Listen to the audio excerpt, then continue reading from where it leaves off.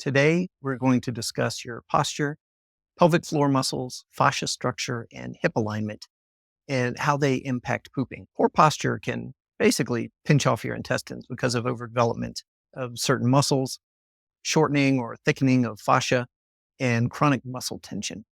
This was a contributing factor in my constipation, and realigning my hips really helped my bowel movements and breathing. And just a reminder, pause this lesson and go to the bathroom at the first urge to do so. No holding it. We are going to program a new behavior around following our urge to poop or urinate as soon as possible.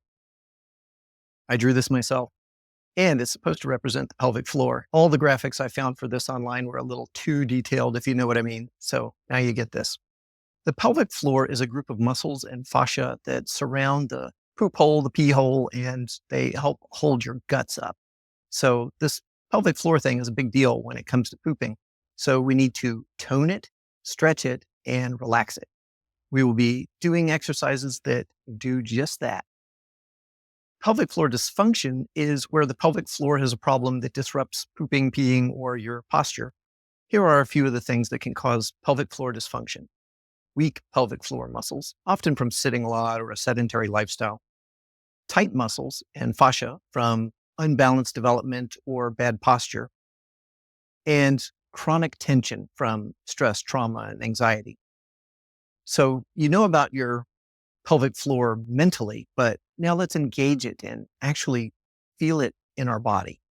Start by pretending you are trying to stop yourself when you're urinating or you're holding in gas. Just pulse those muscles a few times gently just to get a sense of them. Stopping the pee flow, holding in the big fart. Pulse those muscles a few times. Now, squeeze and hold them, not a super strong death grip squeeze, but gentle, just enough. Hold it a few seconds and then relax and feel for a few seconds. Does it feel like it relaxes all the way? These muscles need to be strong enough to do their job and be able to relax to let poop out. Does that make sense? So we need to be aware of these muscles and put some conscious attention on them throughout your day. Let's talk about pooping posture, and I mean the actual way you sit when you poop. You probably already know this, but squatting is our natural pooping posture. But why? Because there's a muscle that puts a kink in our rectum when we're standing or sitting upright so that poop isn't always leaking out. This muscle opens up the rectum when we squat. I highly recommend you get a squat stool to use with your toilet or find something sturdy to use that will raise your knees above your hips. I bought a squatty potty and I have made a wooden one. It really does make a big difference. Remember, there is not one thing that is going to cure your constipation. We are looking for 5 to 10 things that each make an improvement. And this is one of those things. Consider your overall posture. The deep core muscles that hold your body erect also happen to go through or connect with your pelvic floor and intestines. Everything in your belly is tied together with fascia. Otherwise, we would be a blob blobbing around on the ground. So when your posture is unbalanced and your core muscles are overdeveloped to counter that, they can squeeze or tense the tissues around your intestines and pelvic floor. So we'll be doing some exercises to balance this, but there are a few lifestyle things that have a huge impact. Most of us sit too much. We know this. Our jobs have become computer focused. Our entertainment is delivered through a screen. If you have to sit, find ergonomic ways to sit and change your sitting position often. Standing too much in one place can be a problem too.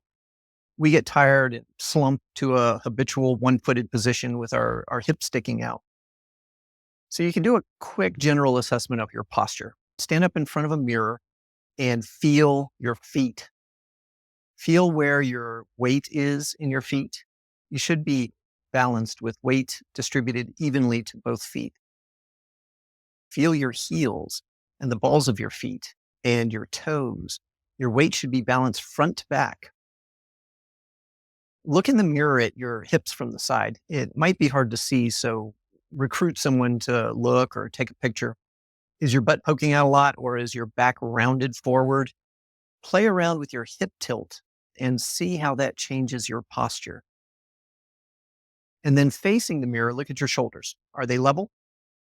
You'll probably need to pull one down. Almost everyone has some posture dysfunction. Consider finding a physical therapist to coach you in person. I went to a therapist for a shoulder injury, and I was surprised at how much this process improved my breathing and to help my pooping some too. That's a lot of information, but don't worry. Just be aware as you go about your day, check in with your pelvic floor, check in with your posture. And when doing the exercise sets, pay attention to your form. Overall, pay attention, listen to your body. It is a habit to be developed and it takes time and practice. Here's an exercise to help release your pelvic floor muscles with a tennis ball. We are trying to get the ball into the soft areas between the sits bones, tailbone, and the perineum. A chair works best. The floor is a little bit harder to manage. Gently sit on the ball and roll it into the right spots. Find your edge of discomfort. Listen to your body. Be careful. You can lean back or forward and see how that feels.